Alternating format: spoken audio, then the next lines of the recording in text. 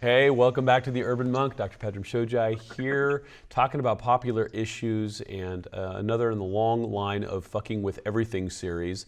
Today we're going to fuck with empathy because we use the word in a way where, empathy is always good and that we should all be empathic. We should always have empathy for everyone and everything in every situation. And my guest today, Paul Bloom, professor of psychology over at psychology at Yale, smart guy, has a book out today called Against Empathy, which to me is awesome because it's a provocative title and it's going to open up some very nice dialogue. And so, first of all, welcome to the show. Hey, thanks for having me.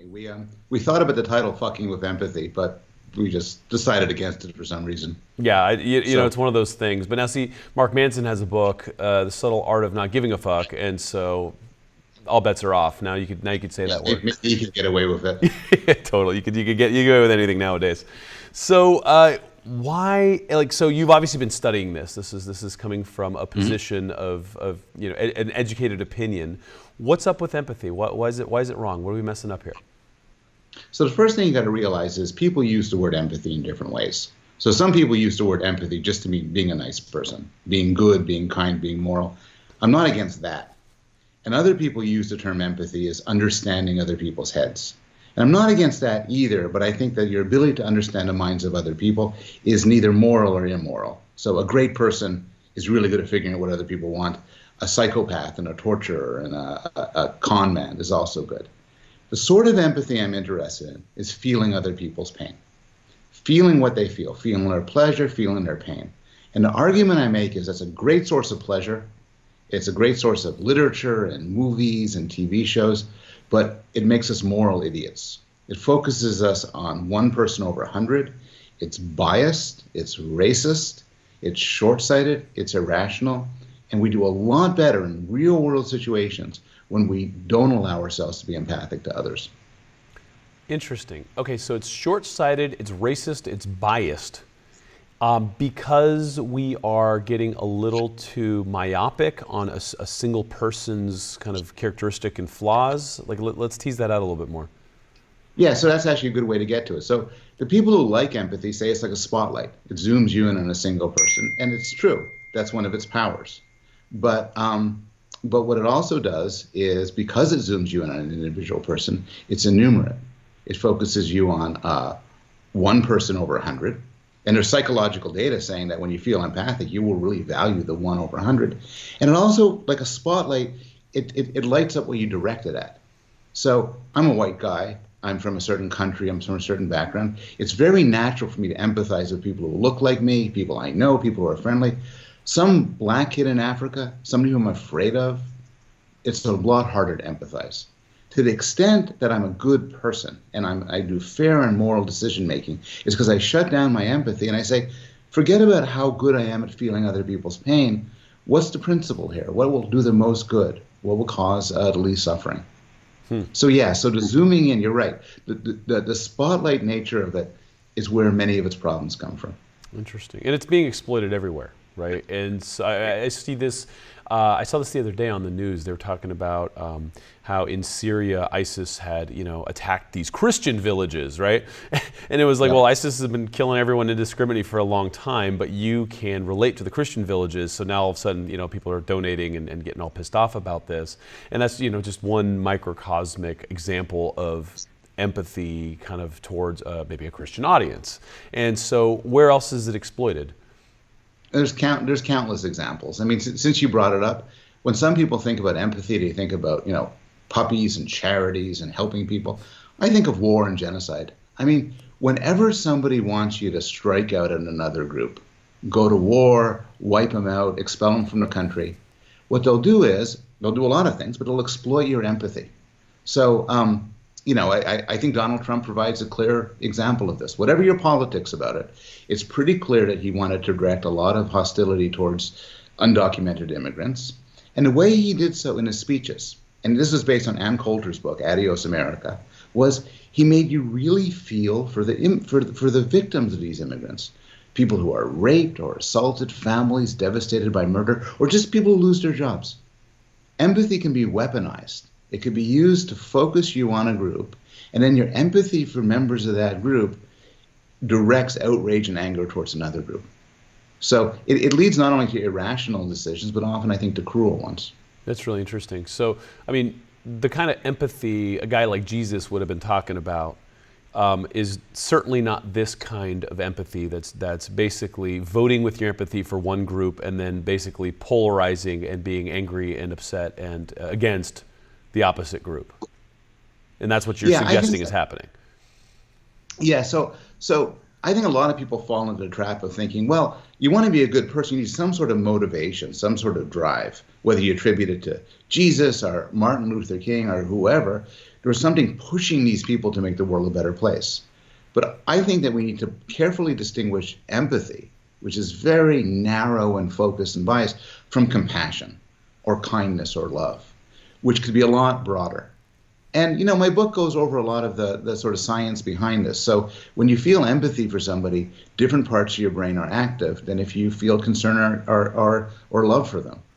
Empathy exhausts you, while compassion invigorates you. There are these studies where they train people to be either empathic or compassionate, and finds this as a huge difference. If you want to make people not only be more likely to help, but be more effective at it, compassion is far better than empathy. I have a question here, and this isn't something that, you know, and maybe it's because I'm like a hippie spiritual healer doctor guy, but empathy and compassion, I've always kind of lumped those two together, and semantically right now you're talking night and day. So what are the actual definitions of these so that we can kind of understand where we stand? Because I think a lot of people throw the mushy words together and don't see a difference. Yeah, and you know, people use words in all sorts of ways, and I'm not a language police. I don't care what you call these things, as long as you recognize they're just two separate ways of motivating good behavior. I want to call one of them empathy, the other one compassion, but you know, your mileage may vary. It doesn't matter. The empathy one is you're in pain, and I feel your pain. I get upset by it. Maybe you're anxious. I feel your anxiety. You know, you're humiliated. You're lost, and I feel it. And that might motivate me to help you. That's empathy. The other one is you're in pain. You're sad, you're depressed, you're anxious, you're in physical pain. And I care about you. Because I care about everybody. I'm a good person. I don't want you to suffer. You know, the Buddhist monks use entirely different language for this. They call the first one, they don't call it empathy, they call it sentimental compassion. And they say it sucks. It'll get you to help for a little bit, and it will exhaust you and burn you out. Mm-hmm. What I've been calling compassion, they call great compassion. And they say, this is helping, that not only do I help you, but I don't feel your pain. I feel invigorated, I'm a better helper, and I don't get burnt out. And think about it, you know, think about being a parent. Think about being a parent. You got a kid, your kid is freaking out for some reason. Got homework, he didn't do his homework, he has a problem with a girl, all sorts of things.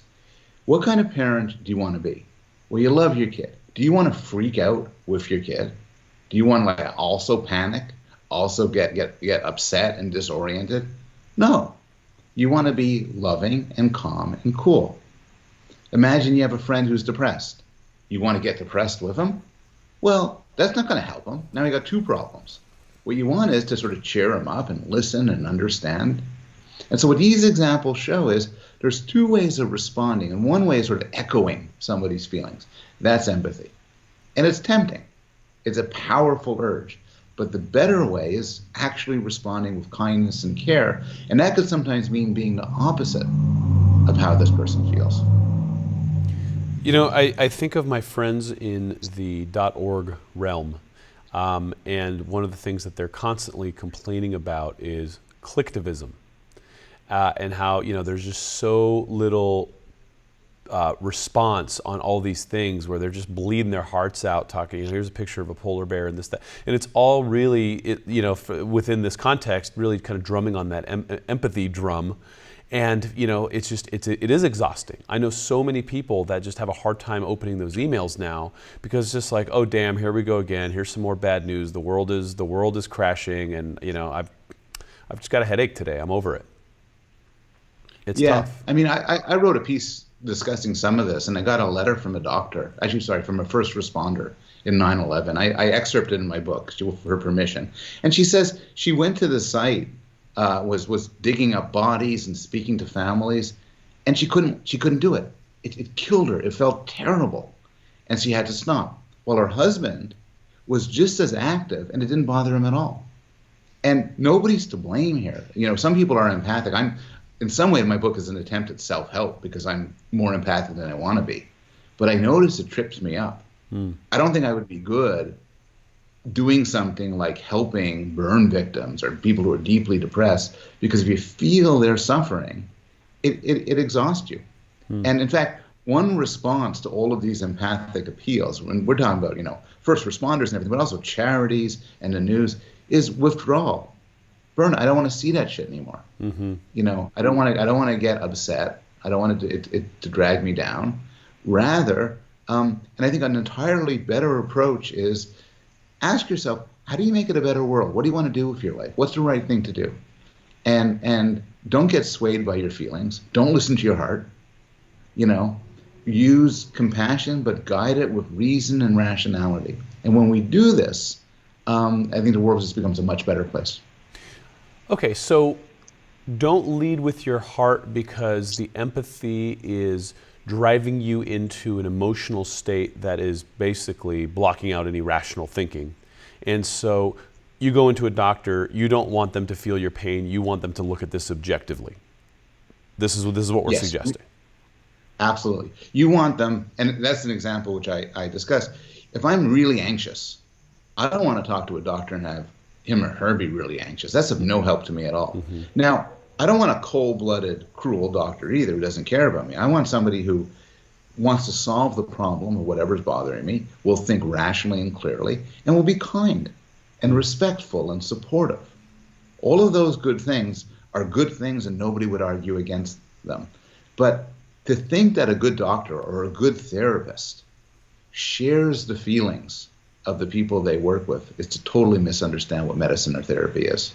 This sort of distance isn't just is a necessary part of being effective at anything. And doctors, therapists, but also police officers, firefighters, teachers, parents.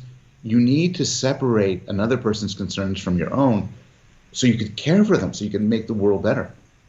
It's interesting as I come from the world of doctordom, where so many of our colleagues are just burnt out because there's this kind of innate sense that the world is sliding faster than one can fix it, and that there's this guilt about not being able to be empathic enough, and so people just show up and just take bullets all day with their people.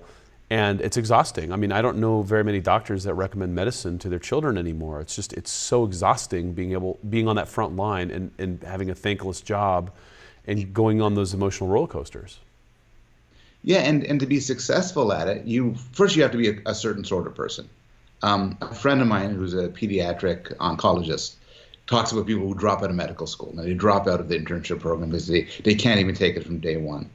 But then in addition to whatever gifts you have to sort of establish a sort of practice as you do your work. There's a great writer, Atul Gawande, who's a surgeon, who writes for The New Yorker, and he describes what it's like to be a surgeon. And a surgeon, when you look at a body, you don't see it like a body like you or I would see a body, with disgust or sexuality or being grossed out. A surgeon sees the body as a problem to be solved, and has distance from it. And that sounds really cold. And you wouldn't want to see the loved ones as problems to be solved, but that distance is necessary to do something like surgery, or something like therapy, or something like any sort of aspect of criminal justice. Speaking of which, you hear a lot that these kids in juvenile hall, these kind of corrections facilities, these people are they lack empathy, and so therefore they are violent criminals, and we have to teach them these empathic things. And so I hear this in the discourse a lot. Are you suggesting that this is not the case, and that what they're needing to learn is compassion or self-love? I mean, what do they need? I could answer that. One of the great urban legends of bad people is that psychopaths or criminals are low empathy, and that people with low empathy are more aggressive and more violent. Now, it turns out that psychopaths are low empathy, but it also turns out that their scores on an empathy test have no relationship to how bad they are. It also turns out that for you and me, if we tested us on empathy scales, it has no predictive power on what kind of people we are. But I could answer your question. Here's what does have predictive power. The first is super obvious, a history of violence. If I want to know whether, you're going to beat the crap out of me and take my money, the first thing I want to know is, have you done this kind of thing before? The second is more interesting. It's a lack of self-control. The great predictor of violence by both psychopaths but also by normal people is a lack of self-control. And what this suggests is that we typically, know the right thing to do. We want to do the right thing, but sometimes we get mad. All other emotions creep in. And if your head is on right and you have a lot of control, you can hold back, but some people can't. They're impulsive, they're reflexive, they're sensation seeking, and they can't hold back. And those are the people who cause a lot of problems in the world.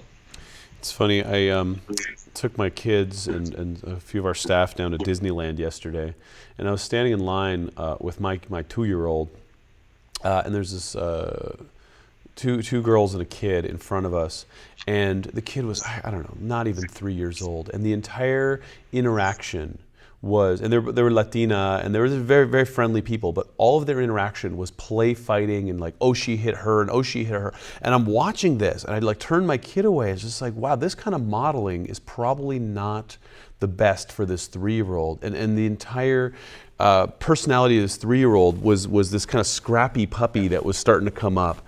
And I'm just looking down the barrel of that saying, how do you not be more aggressive if that's your means of communicating with the adults in your life? And so you're seeing this down the line, right? Yeah, I don't know, but I think there are real cultural differences. There are cultural differences across countries, but even within the United States, how people are raised. Yeah. So some people are raised extremely affectionate with their kids and never any fighting, no guns in the house, no violent video games. And some of them are, like as you're describing, a lot more play fighting, bullying, a lot of teasing and joking around. And I'm actually not sure, absent other things, whether that sort of teasing and play fighting and so on has any bad effects. I mean, one of the most interesting things about America over the last 30 years, and we're getting a little bit of a blip in the opposite direction, has been a drop in violent crime. There has been. For whatever reason, there's been a huge drop in violent crime since like the mid-'80s. Your odds in the big cities and small towns, nobody's exactly sure why, but we are far safer than we've ever been living as American citizens from murder, rape, robbery, and so on. That's incredible. And so again, we don't know why, but are there like some theories that are out there leading the pack? There's some theories. There's theories that it has to do with changes in demographics. It has to do with a sort of rights revolution. So corresponding with this drop of violence, we're expanding human rights to people, to sexual minorities, for racial minorities, where, there's different cultures. In my high school where I was raised, bullying, fights, they were just standard. But my kids, go to a school, and there are all sorts of schools in my community, and they're very worried about this kind of thing.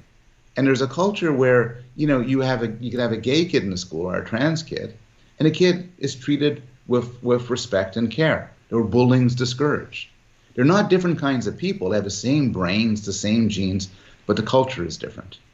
And I'll tell you that one thing that this drop in violence tells us, in the last 20, 30 years, video games and other expressions are becoming far more violent. And some people say, oh my God, this is going to corrode our empathy and make us worse. Well, it doesn't seem to. And Dave, you're saying it's happened since the 80s, so are those kids old enough to be buying assault rifles yet? And so they're already getting to be of age? Well, the kids right now are a lot less.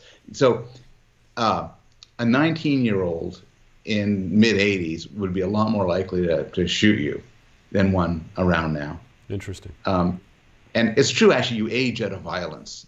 So by the time you're my age, once you hit 50, they should just release all 50-year-olds from prison because the violence in the world is committed by young men. Interesting. That's the danger period. Interesting. So where is it valuable? I mean, is empathy just out in the trash, or is there some place where we should probably still look at it? Yeah, I think empathy is super valuable in some ways. So empathy is a tremendous source of pleasure. You know, you have a 2-year-old. One of the great pleasures of having kids is you could experience things that you've long experienced for the first time all over again. You know, fireworks and a Hitchcock movie and ice cream. You want your kid experience them, and you feel that. Mm-hmm. I shouldn't have to outline how sex is enhanced by empathy. Some sports. But for me, most of all, the pleasures of fiction. The pleasures that, you know, I watch a lot of TV. I watch, you know, The Sopranos and Breaking Bad and Westworld and everything. I watch these shows. And so much of the pleasure is putting yourself in the shoes of another person. For a minute, being another person. And this is one of the great pleasures of literature as well, of course.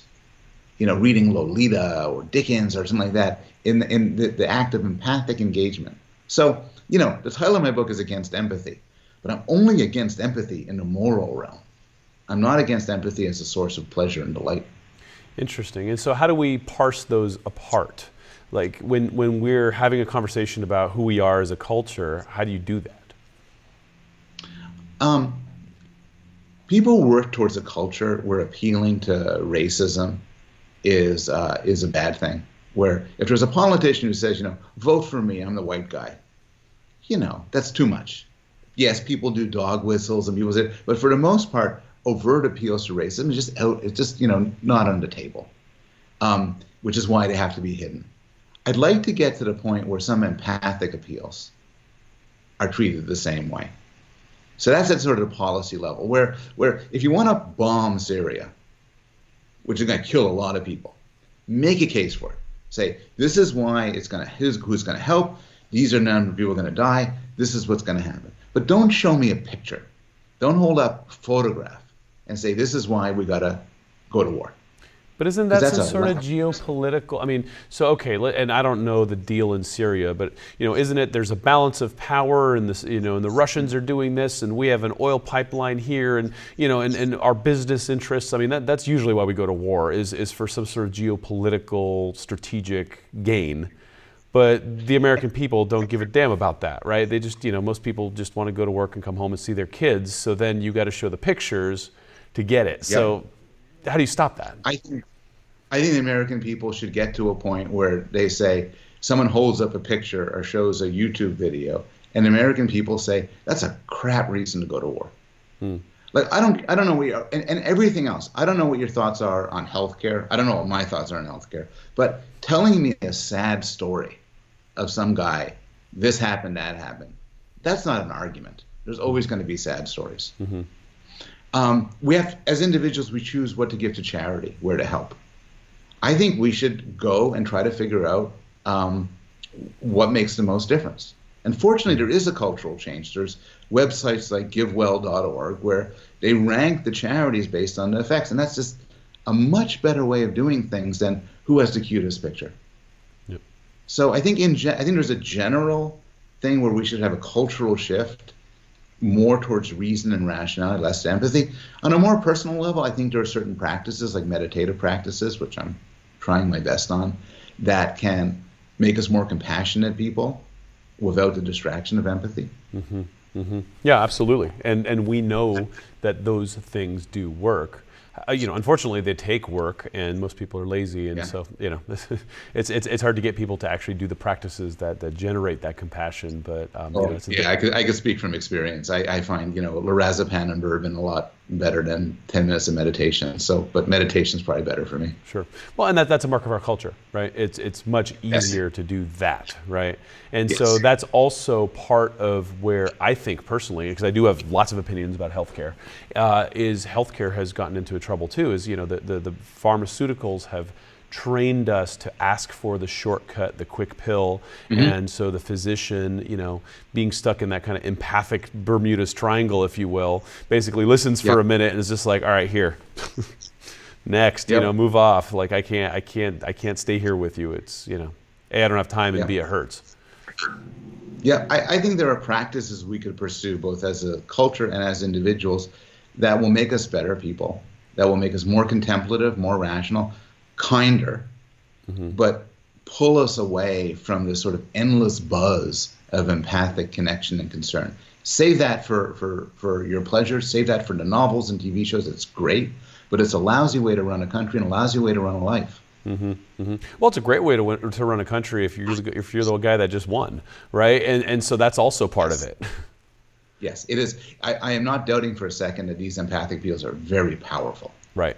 And it takes a politician with some skill and some willpower and respect for people to say, I want to try to convince you of something. Let me lay out the arguments. Right. As opposed to dragging somebody out and say, look at this poor person. They will die unless you do such and so. Right. But if that's who you are competing against, it almost seems like a race to the bottom, which is a challenge we're seeing now in our political sphere. Is, you're trying to have a rational conversation, and some guys, throwing crazy stuff, on all sides, right? It brings it down, right? I've done so much in my career defending human rationality and human reason, and so this is a rough time for a guy like me. People are not at their reasonable best, but I'm an optimist. I think that we carry within our heads prejudices and biases and gut feelings, and a race to the bottom will capture those. But at the same time, we are capable of rationality and reason and fairness and grace. And I think we have those capacities too. And sometimes, sometimes they show up and they can make a difference. So going back to, say, Aristotle and all those cool guys, how much of this is a pendulum swing that you're seeing? I mean, is this a historical pendulum that's like, okay, so we've gone away from rationality and we're going more towards kind of, heated empathy? Yeah, I think so. It's there was a time where they talked about the age of reason, and they proved the time of enlightenment and rationalism. And then for the last 50 years, both in the sort of general public and also in my field of psychology, there's been a move to saying, no, we're creatures of feelings, of emotions, of the heart, and sort of a disparagement of reason. And I see my book as a pushback. I'm happy to call it a pendulum shift, where I'm thinking that we forgot about the virtues of reason and rationality. We forgot about the fact that everything great in our world morally, from the abolition of slavery, the establishment of connections between groups that would have never spoken, are to a large extent a product of reason. And that many of the things in our life that are really awful, and including a lot of things in 2016, are the product of us listening to our hearts. It's interesting that it's still so binary. I'm a Taoist by training, right? I'm an abbot in a Taoist lineage. It's all about balance of these things. And even even in intellectual circles, it's like, rationalism. No, we're back over here. And it's just like, it's almost like as a society, we cannot metabolize the entirety of all of it. Like, what if it were both? What if that kind of global view must be? So it's a very difficult conversation to have, because everyone wants to know what your position is on something, and it's within a binary framework. Yeah, I mean, and the question of how to be a good person isn't going to admit of a simple answer. There has to be, I would argue, a lot of reason and rationality. That's how you make the good choices, the choices that make the world better, the choices that make your child better, and they aren't short term. But you also need some sort of emotional kick in the pants. And then it gets complicated. I think that empathy is actually, because of its spotlight nature, an unreliable guide, while compassion is much better. But I agree that to function as a good person, you have to sort of manifest this duality between the sort of more cognitive, rational processes and certain emotional, motivational processes. Well, and that's a degree of sophistication that is a bit more of a challenge. I mean, so we're talking about self-cultivation. We're talking about learning about your impulsive behaviors and having some sort of rational checks and balances. And so that requires us to step in a bit more. Yeah, right. And I think there's a lot of roots to it. There's a lot of, I have my problems with a lot of religious ideas and religious beliefs, but religious practices, for the most part, are often designed to try to elegantly solve the problem that you're raising, to sort of put together these capacities of reason and sentiment and make you a good person. A lot of Christian practice, Jewish practice, Buddhist practice, Islamic practice are all developed in that way. And then, you also get the great philosophers, like, mentioned Aristotle. My favorite's Adam Smith. I think I like people to buy my book, but what I'd really like is them to put my book aside and get Adam Smith's book from the 1700s, The Theory of Moral Sentiments, which is this brilliant work about exactly what you're talking about, the interplay between the head and the heart. You know what's hilarious is, so we're making a movie right now about the conscious capital movement and just about moving your money to where your sentiment is to manifest the world that you want to see and all that. And I can't tell you how many of these captains of capitalism have referenced Adam Smith's Theory of Moral Sentiments and been like, this is the book. Everyone's talking about the invisible hand. Everyone's talking about Adam Smith being, Michael Douglas from Wall Street. Go back and read his work, right? And it's really about that very thing. You're totally right. Everybody hears that The Wealth of Nations, founder of economics, and assumes that Smith believes that we are inherently selfish. Then you read The Theory of Moral Sentiments, and at the very first, the first paragraph, he says that the fact we care for other people cannot be denied. And this is the fundamentals from which our social lives are built from. And then Adam Smith later on, Darwin comes in and provides an evolutionary backing for how we could be such creatures.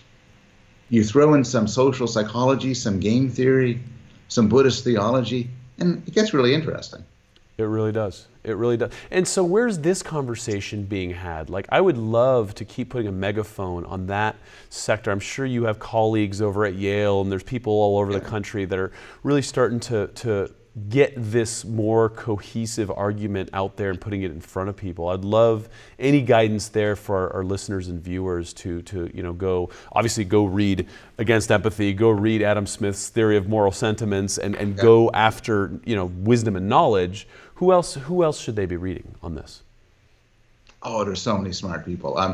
I'll just pull a few names. Steve Pinker is one of the smartest scholars around. His book, The Better Angels of Our Nature, describes the decline of violence, and it's just a beautiful book. Larissa McFarquhar wrote a book called Strangers Drowning, and she's somebody you should talk with because she talks about extraordinary altruists, people who give their kidneys to strangers, who give all their money away, who devote their whole lives to helping other people. And I discuss this in my book, and it's complicated. So they're not all cold-blooded rationalists. Some people are very religious. Some people are people of scholars. But so she has this fascinating exploration. There's a Robert Wright, who I think has thought deeply about both evolution and how issues like the free market connects with evolution to solve some problems and generate other things. The role of Buddhism and the relation between Buddhism and evolution. Peter Singer is one of my favorite philosophers, who has this very radical view on how we should live our moral lives, but I think it really challenges our presupposition. Singer believes that people like you and me, with your fancy clothes and my nice sweater, are basically doing something horribly wrong. While people are dying of starvation, we have all of these luxuries. So there's this radical idea that as good people, we should give up so much more than we do. So people like Pinker, McFarquhar, Wright, Singer, I can give you a dozen other names. There's so many smart people around delving into these issues. And so these are exciting times. They are. And so then the kind of contentious, counterpoint to that is most Americans are watching what the Kardashians are doing, or, Monday Night Football. And so these conversations aren't really front and center. And, that is maybe a mark of, why, things aren't quite right yet. And so it's hard to get these kind of richer intellectual arguments in front of, as many people as we could. And that's one of the challenges with media, because I'll tell you, it's the same damn thing. I've kind of complained about this on the show a few times. It's like, you want to be in the health space, you want to have a rational argument, or just tell someone that you have some sort of miracle herb out of the Amazon that cures them of everything. It's just clickbaity and empathy driven industry that's all about just kind of pushing on people's fears and getting them to act in a way that happens to make you rich. It's really shitty. It is shitty in that way. It's the problem of, there's nutritious food over here, but there's some amazing M&Ms over here. There's this deep work by Adam Smith over here, but there's my Twitter account over here. And the modern world is ingeniously designed to capture our attention, our focus, our tastes, with things that provide immense immediate feedback. Yeah. I think I'm a big fan of Twitter. I think there's so much good going on Twitter, and it gives us so much access. But I am not the only person I know who's somewhat addicted to the immediate buzz of the retweet or the Facebook like. And so many people now, kids especially, can spend their whole life staring at their phone, liking and tapping on these things and getting the buzz. And to step back and do the sort of work you're doing or read the sort of books I'm talking about requires a lot of self-control. It does. It's by no means easy. The world does not make it easy for us. Well, there's the early Gnostics had a very interesting expose of kind of early Christianity and when it came, and they had mentioned these trans-dimensional beings called the archons, and it was a big part of their entire kind of philosophy and their gestalt, and it was these are trans-dimensional beings that consume human psyche consciousness. And so there's a battle for the consciousness, the mind share of humanity, because where your mind goes is where your energy goes, and that's where you're empowering. And so, your splintered consciousness isn't focused on where your growth and the positivity is, then where is it, right? And most of us are parked up in someone else's reality, watching some news and being just away. And that's dangerous, right? That's dangerous in a world that needs us, and it's dangerous. And as a parent, I know every time, if I get caught up checking some Facebook feed or some crap on my phone, my kid looks at me and goes, "Obviously, that thing's more important than me, so now I want that." And so they're asking me for the phone, and you're like, "Oh, damn! This is now already a generational virus that's infecting a 2-year-old. I better stop." No, it's a nice metaphor. These things are sucking away at our attention, and they have value when used properly. Social media and the like have tremendous powers. You could learn a lot about the world. We're on social media right now. Right now, we're live on Facebook. Exactly. So we can't. It is what it is. Right. Don't turn away from this. Read the book, but not now. But totally. I don't think. I mean, this is going to be a strong claim, but I don't really think you could live a good, satisfying life without at least trying to read books. And and tweets and Facebook and videos and TED Talks are so much more fun. But maybe with just a few famous exceptions, every person in the world of great accomplishment reads a lot. Yeah. One of my dear friends mentioned this to me a while back, and it's always sat with me, he's an avid reader. And I said, why? He's like, because it's leverage. Someone takes their entire life experience and puts it into 300 words for you, and you have now gotten 30, 40 years of human life lived in a few hours of reading. It's leverage. It allows me to be a better person, and it really sat with me. It's something that the most successful people, the most compassionate people I know happen to be avid readers. I agree, and we're talking about nonfiction, the work of Smith and so on. I feel the same way about novels. Like, in reality, I'm going to live just about one life, but I could also live the life of a black kid growing up in Chicago, or a geisha, or a European pedophile, or whatever, from exploring great works of fiction. And that too is an extraordinary possibility, to live these multiple lives. And so there's a lot of opportunity. And to your point, that is where empathy might be better used, is in living multiple lives through the experience of others, but not bringing it into kind of the political sphere and where it crowds out rationality. Absolutely. I think, another ingredient of it is, I think we're nowhere near as good as we think we are at getting into other people's heads. I think we tend to overstate that. There's a lot of scientific studies looking at this, but I think I know what it's like to be you, and often I'm just dead wrong. Mm-hmm.